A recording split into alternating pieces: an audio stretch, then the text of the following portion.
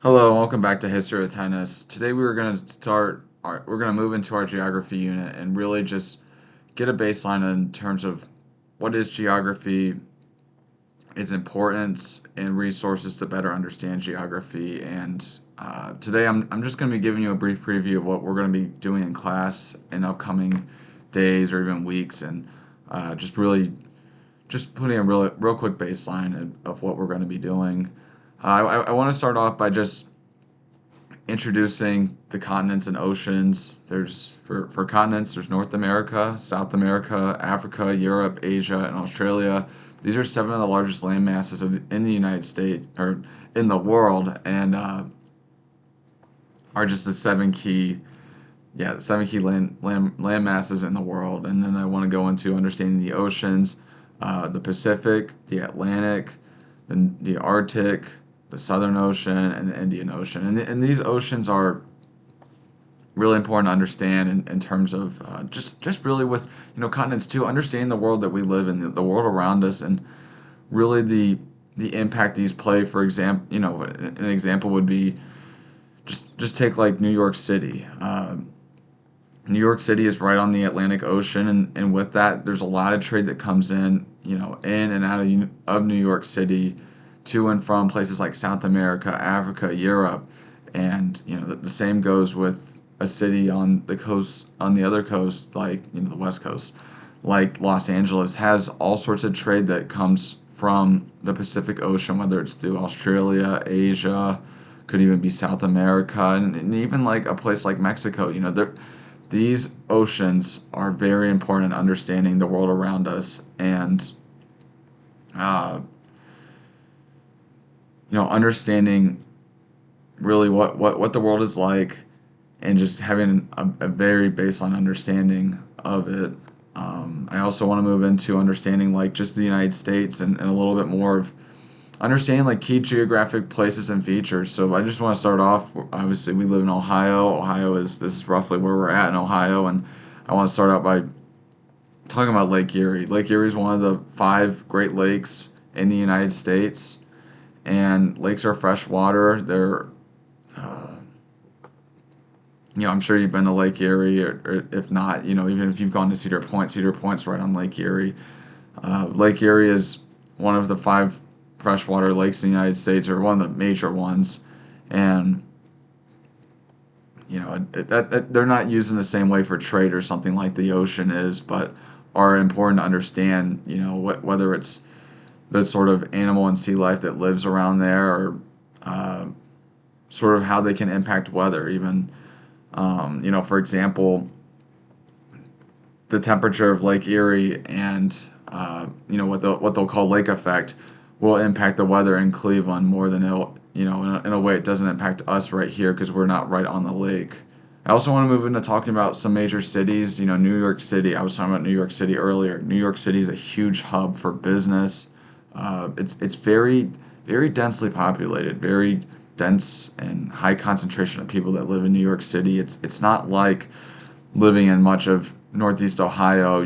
The closest place to it would definitely be Cleveland or even Akron, but the sheer mass of New York City, and uh, all that goes on with New York City. And you might wonder, why is New York City so big? Why here? Well, when you take a little zoom out and understand, it's right on the Atlantic Ocean. New York City is a huge spot for business and a huge place for um, its geographic area around it is the reason why New York City is the way it is. I also want to just talk about the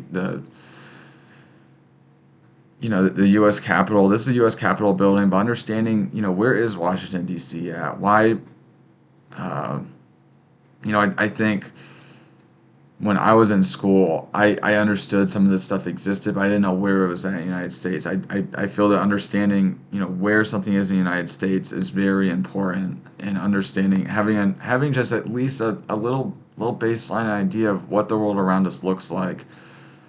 And I also want to talk about San Francisco. San Francisco's similar to New York City, but again, as I was discussing earlier, it's on the Pacific Ocean. It's on the West Coast. It uses the Pacific Ocean the same way that New York uses the Atlantic Ocean. They're very popular spots because of their geography, and that's why a lot of the biggest cities, you can see Los Angeles is in Southern California.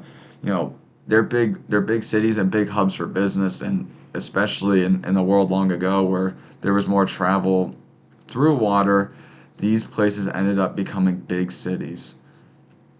I then want to move into some geographical features. So the first would be like the Rocky Mountains. The Rocky Mountains are located, you know, Western United States. Rocky Mountains, I can even show you with this physical map. It's not similar to where we live here. The Rockies tend to be, it's rougher. You can see this is a physical map. Physical maps show they focus on the land and how land looks maybe a little bit more from like a satellite view and understanding. You can see this roughness is the mountains, or even some of this down here is the desert. Um, so I just want to introduce mountains and really I know when I was in school I understood what mountains were from a very young age, but I didn't know where they were at. And we will as we go through this unit, we'll dive deeper into each of these land masses and landmarks. But I just want to give a brief idea of where some of these are at. I want to move into the plains, the Great Plains. Not as different of, I would say, landmark structure or like landscape. This looks a lot more similar to where we live than Colorado does, than the Colorado mountains look to where we live. But the Great Plains stretch from around that Montana area all the way to around Texas is what's considered roughly the Great Plains. And again, I forgot to mention with Colorado, the Rockies, I have this line here as to roughly where the Rockies stretch, and they stretch into this northwestern part of the United States into Canada. Then I want to move into the Mississippi River. The Mississippi River is the largest river in the United States, and this river moves very it goes out through the Gulf of Mexico, but it moves through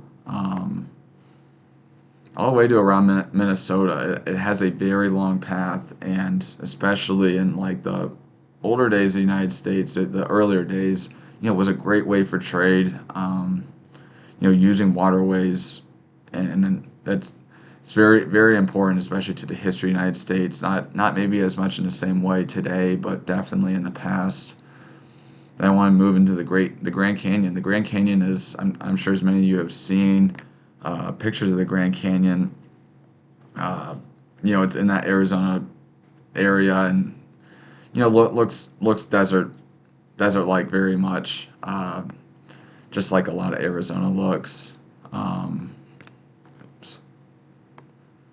And that's a very very different structure than where we live. That's nothing like where we live, and I think it's very important to just get an understanding of. Again, I think a lot of us know what the Grand Canyon is, or I've seen pictures similar to this, but where is it? What makes it so unique and distinct? And then I want to talk about the Arizona desert, which again looks very much like the Grand Canyon. And again, this part of the United States, this southwestern part, is a lot hotter, a lot drier, and by drier I mean less rainfall. It's very different from where we live.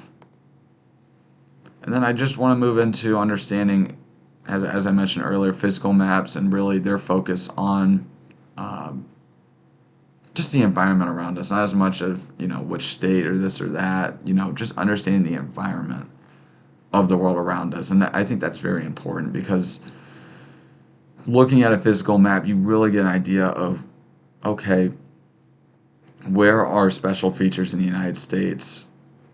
Uh, you look at a map like this, what's here? And as I introduced, like the Rocky Mountains, the desert, um, you really see get to see those things in real time. Uh, and I want to introduce like a graph like this, and really, it shows the correlation or the sort of how rainfall relates to temperature, and we're going to use graphs like this to better understand, just understand how to read them, and uh, how these two things go along with each other. How does how does the temperature impact the rainfall on a monthly basis? We'll we'll take a deeper dive into that. And then I also want to talk about this program we'll be using called MyMaps. And MyMaps is a great resource. I just have plotted the University of Akron to Farrell to the Summit Mall, and we can use this to understand roadways and how to get from one place to another. And this can also be used on a much larger scale, much more world scale. This is just a quick preview, and really again, the goal of this unit is going to be to understand, what is a physical map? What's a globe? I'm sure, uh, you've seen many of those in class, but how can we read the world around us? How can we better understand it? And I think, there are different resources for everybody, and we're going to be using both the old school sort of globe map, physical map, and understanding landmarks like that. And we're also going to be using the newer stuff, understanding how can we use technology to better our understanding of geography. How can we really use it to our advantage to better envision? And with that, as I was showing you earlier, pictures of those different unique landmarks, we're going to just take a deeper dive into them and really, really set a foundation so that by the end of this unit, you're going to be able to understand, what is a certain type of map? What's its purpose? Why do we use these? How can we understand not just, the United States, but the world around us, and not just, name countries or states, but to be able to name, where is the desert? Where are the mountains? Why are places like New York more populated than a place like, you know, the Rocky Mountains? And from there, by the end of this unit, you're gonna have a much better understanding of this, and we're gonna just keep building on it. So, I want to thank you for watching, and we're gonna get started in class soon, and just get rolling with it. So, thank you.